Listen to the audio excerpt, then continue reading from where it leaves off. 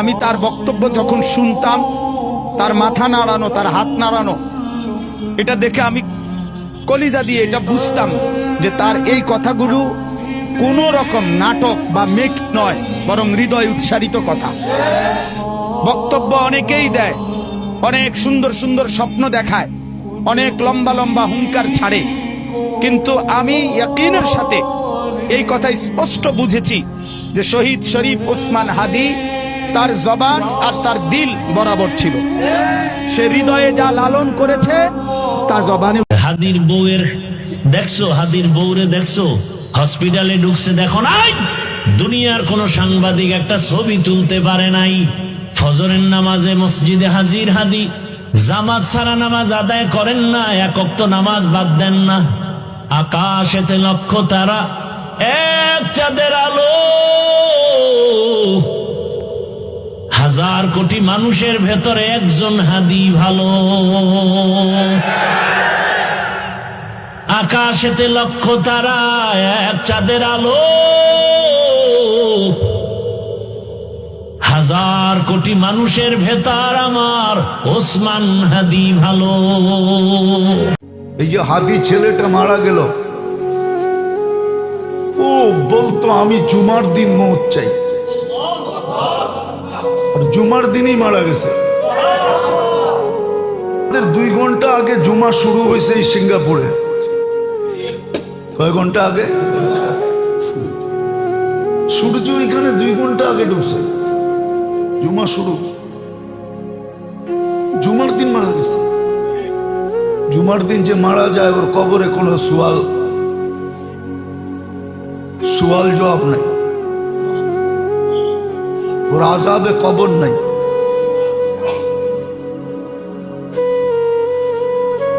ওই যে মনের থেকে চাইছে আল্লাহ দিয়া দিছে। গুলিও খাইছে জুমার দিন, মরছেও জুমার দিন। হ্যাঁ, ওর কপাল খুলছে, যে মারছে ওরটা করছে। ইতিহাস সৃষ্টি করলো আজকে হাদির জানাজা, ইতিহাস সৃষ্টি করে গেল। ঢাকার মানুষ কোনোদিন এত বড় জানাজা কেউ চোখে দেখে নাই। আল্লাহু আকবার, জোরে কও। এত বড় জানাজা কেউ চোখে দেখে নাই। ভাইরা বন্ধুরা, রিক্সাওয়ালা কয় ভাই, মুরব্বী মানুষ রিক্সা দিয়ে জানাজা আসে, রিক্সাওয়ালা ভাড়া দিবে। রিক্সাওয়ালা কই চাচা, হাদি ভাইয়ের জানাজায় আসছেন, ভাড়া লাগবে না, ভাড়া লাগবে না। একজন রিক্সাওয়ালা যে দৈনিক দিন মজুর ভাড়া নিয়ে চলে, দিলের ভিতরে কি পরিমাণ আবেগ, এই ভালোবাসা তার অন্তরে ঢুকায়া দিল কে? মালিকের নাম আসতে নিতে এত শরম লাগে? জোরে কোন কে? রিক্সাওয়ালার ভিতরেও দিলের ভিতরে আল্লাহ পাক তার প্রেম মহব্বত ঢুকায় দিল। কারণ হলো ওই যুবক সে আল্লাহকে ভালোবাসতো, আল্লাহকে ভালোবাসতো, আল্লাহ তারে ভালোবাসতো।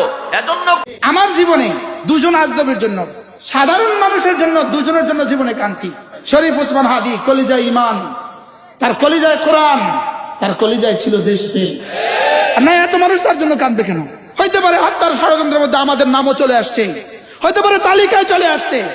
শরীফ ওসমান হাদি, এই যুবককে তোমরা হত্যা করেছ। এই যুবককে হত্যা করে তোমরা, যুবক চেয়েছিল শুধুই ঢাকা 8 আসনের এমপি হইতে। রব্বে কারীম তার 3টা প্রয়োজনে, 3টা কারণে, তার কলিজায় ঈমান ছিল, তার বুকে কোরআন ছিল, সে হাফেজে কোরআন ছিল। ওসমান হাদি সাহেব, ওনার প্রতি মোহাব্বত হওয়ার অন্যতম কারণ ছিল নবীজিকে দাঁড়িয়ে দাঁড়িয়ে মিলাদ কিয়াম করতে দেখে। বাকি অবশ্য উনি দেশপ্রেমিক, দেশের পক্ষে কথা বলে। আমরা দোয়া করি আল্লাহ তাআলা ওনাকে জান্নাতের উঁচু মকাম দান করুক। ইনকিলাব মঞ্চের এই সংগঠক শরীফ ওসমান হাদিকে আল্লাহ তাআলা বেহেশত নসিব করুন। তার মা, তার সন্তান, তার স্ত্রীকে আল্লাহ ধৈর্য দান করুন। শরীফ ওসমান হাদি দেশের পক্ষে কথা বলেছে, তাকে শাহাদাত বরণ করতে হবে। সে শহীদ, আমার মন বলে সে শহীদ। জুমার নামাজের পর গুলিবিদ্ধ হয়েছে, 1 সপ্তাহ পর জুমার রাতে মৃত্যুবরণ করেছে। শহীদ দোয়া করব, অল্প বয়সে মাত্র 32 বছর বয়স পেয়েছে। এই বয়সে সে দেশের পক্ষে কথা বলে।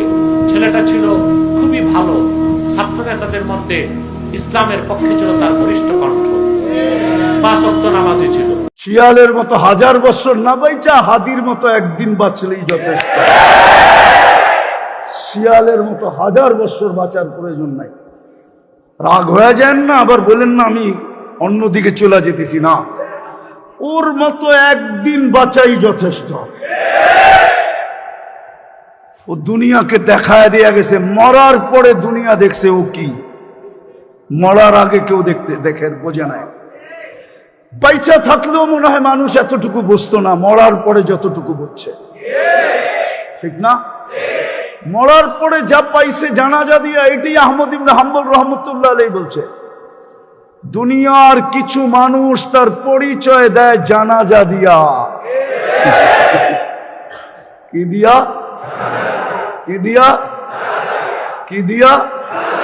আবার জানাজাও। ভাই আপনি নির্বাচনের প্রচারণা করবেন না ভাই, আর ভাই আপনাকে আপনাকে টাকা দিতে পারবো না, হাদিয়া দিতে পারবো না ভাই। ভাই আপনি কেন আসবেন না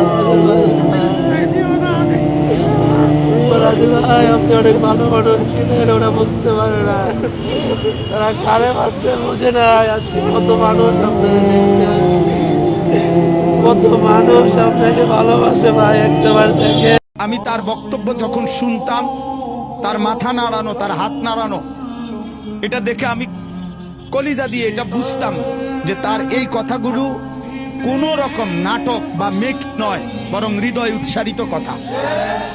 বক্তব্য অনেকেই দেয়, অনেক সুন্দর সুন্দর স্বপ্ন দেখায়, অনেক লম্বা লম্বা হুঙ্কার ছাড়ে, কিন্তু আমি ইয়াকিনের সাথে এই কথা স্পষ্ট বুঝেছি যে শহীদ শরীফ ওসমান হাদি তার জবান আর তার দিল বরাবর ছিল।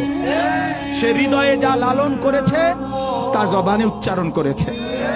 অতএব আমি শুধুমাত্র এই এতটুকু কথা মনে করাইতে চাই, আজকে ভারতীয় আধিপত্যবাদের দোসররা, তাদের এটা মনে করা উচিত, ভারত থেকে তারা আমার দেশের জুলাই যোদ্ধাকে ঘাড়ে গুলি করার পরামর্শ দিয়েছে।